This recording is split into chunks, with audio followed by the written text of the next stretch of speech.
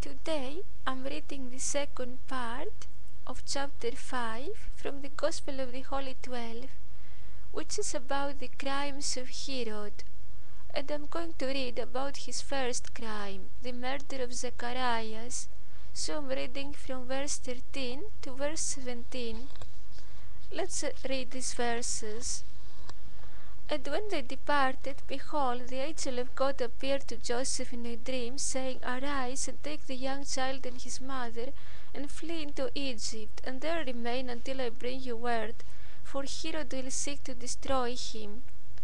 And when he arose, he took the young child and his mother by night, and departed into Egypt, and was there for about 7 years, until the death of Herod, that it might be fulfilled which was spoken of God by the prophet, saying, Out of Egypt I have called my son.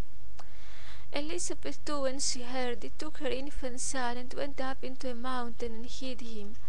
And Herod sent his officers to Zacharias in the temple, and said to him, Where is your child? And he answered, I am a minister of God, and am continually in the temple. I know not where he is. And he sent again, saying, Tell me truly, where is your son? Do you not know that your life is in my hand? And Zacharias answered, The Lord is witness, if you shed my blood, God will receive my spirit, for you shed the blood of the innocent. And they slew Zacharias in the temple, between the holy place and the altar. And the people knew it, for a voice was heard, Zacharias is slain, and his blood will not be washed out until the avenger will come. And after a time the priests cast lots, and the lot fell upon Simeon, and he filled his place. So these are the verses. Let's examine them. So it says that after the Magi departed, after they worshipped Christ, an angel of God appeared to Joseph in a dream, and revealed to him the intentions of Herod to kill Christ, and gave him instructions to escape to Egypt. So Joseph took his family, and they lived in Egypt for 7 years until Herod died. And by doing that, they fulfilled the prophecy in the Old Testament, which said, Out of Egypt I have called my son. And this shows that God had a plan for Christ. It was his plan for him to stay in Egypt for a period of time. And God has a plan for each one of us.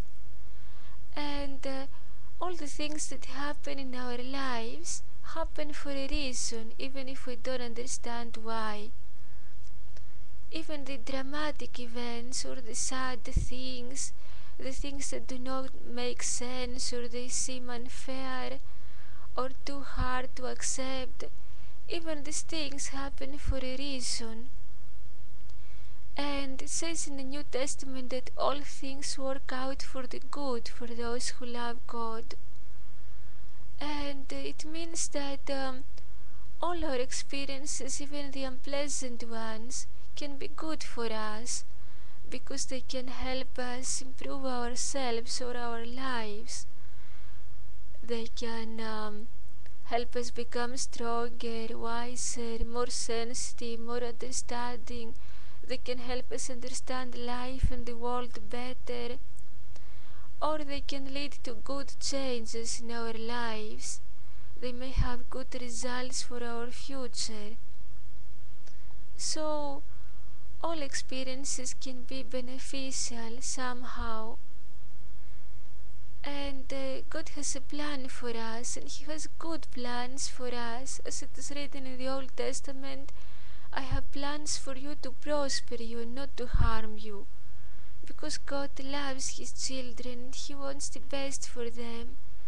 So even if we are in the most difficult situation, we can feel calm and confident if we know that everything is under God's control and that everything happens according to His plan. And this is very encouraging. It gives us consolation and hope, because we know that everything that happens to us happens for a good reason, will lead to something good. So it says that Joseph had to go to Egypt for 7 years, and this was a big change of life.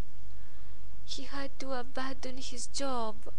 We read in the previous chapters that Joseph was good at his job, that he made things out of wood and stone, and he was very skillful and successful. And he had to abandon his job and say goodbye to all his relatives and his friends and go to live in another country like a stranger and start all over again. It must have been really hard. But he did it. It was like a sacrifice for his son in order to save his son. And if we love somebody, we can do all sorts of things for that person. We can make all sorts of sacrifices because love is the opposite of selfishness. If we love somebody, we think more about what is the best for that person and not what is the best for us.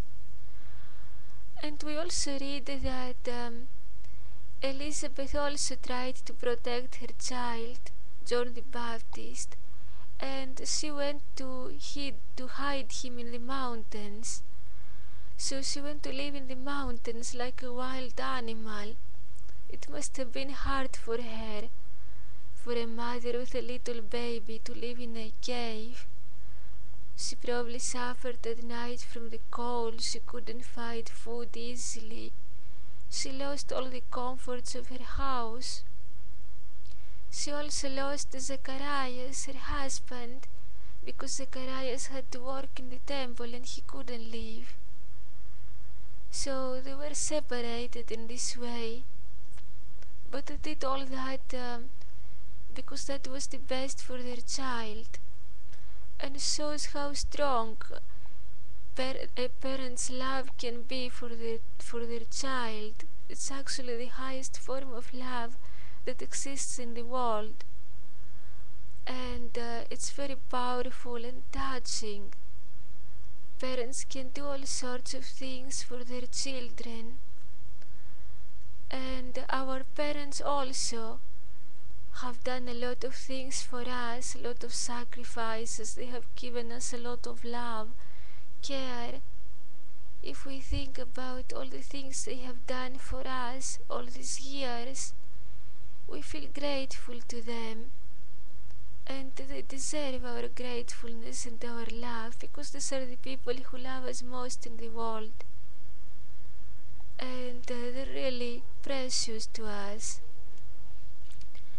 And so it says that Herod sent his officers to Zacharias in the temple and asked him where was his son, and Zacharias lied to him in order to save his son.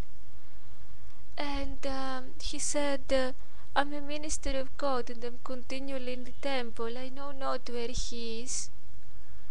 Was it a lie? Was it a sin that he lied?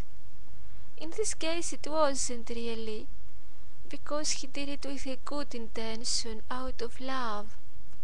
And God knew his heart, he knew his situation, and he didn't condemn him. And sometimes people do bad things, but if they do them with a good intention, God has understanding for them and he doesn't judge them. He wants to help them.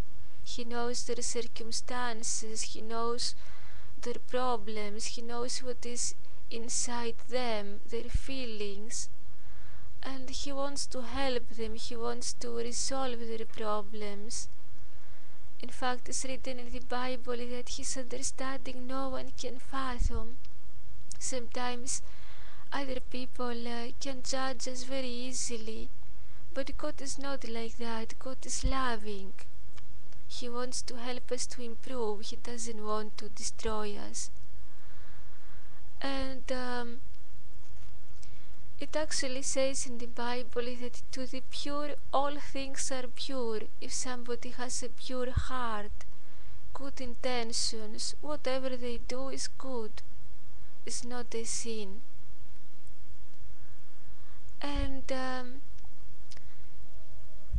It says that Herod, of course, did not believe him. So he said to him, "Tell me truly, where is your son? Do you not know that your life is in my hand?" And Herod was very proud. He felt that he had everything in his hand, even life and death. And he felt offended that Zacharias lied to him. And he didn't have any understanding for him. He didn't think that it was natural for a father to lie in order to protect his son, and that probably all fathers would do the same if they were in this situation. But he had no compassion for him. He had no feelings. And Zacharias said to him, "The Lord is witness, if you shed my blood, God will receive my spirit, for you shed the blood of the innocent." He told him that he was innocent. But Herod didn't care at all. And it was true that Zacharias was innocent. He had done nothing bad to anybody. He was a peaceful and just man. He was completely harmless. He didn't do anything bad to Herod. He didn't offend anybody. He just wanted to protect his son. But Herod killed him without a second thought, just like that. And he killed him in the temple, even though he was a priest. He did not even fear God. He had no respect for God. And it says that the people did not wash his blood. They left it there as a sign for God to remember the cruelty of Herod, his unjust crimes. It says that they did not wash it until the avenger would come. Who is the avenger? The avenger is the one who takes revenge, God himself. Sometimes criminals do all sorts of terrible things and they get away with their crimes, and the police never finds them, or they lie and nobody knows that they were the ones who committed the crimes. And they just escape like that. Or for example, in the case of Herod, he was the king. He had the highest authority, so nobody could punish him. He could do whatever he wanted. But there is divine justice, and God himself punishes such people who are unjust and do not repent for their bad actions. They don't change heart and attitude. They don't ask for forgiveness. God himself deals with them. And it actually says here that at the end of the chapter is written that Herod, after his crimes, he lived only for 7 years. He had a very short life. He probably got an illness, or he had an accident, and he died very soon. So he couldn't enjoy his throne for a long time. He was so obsessed with the idea of having power and authority. And for the sake of his throne, he killed innocent people. And it's really sad that sometimes people are overcome by bad feelings or by obsessions, and they can turn into criminals. And it's good to have ambition and to want to have a good job, or to want to gain money in order to have an easier life. But if these things become extreme, and if pride becomes exaggerated, then it can corrupt people. It can even turn them into criminals. It can cause them to, let's say, to mistreat other people, to exploit them, to do all sorts of bad things for the sake of money or for their interests.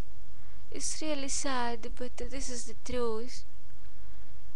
Pride and selfishness can lead to all sorts of crimes, and the people who are looking for the best positions, for the best privileges, are actually the most dangerous in society. Those who are the most proud, who want to have all the attention, who want to be the center of the world.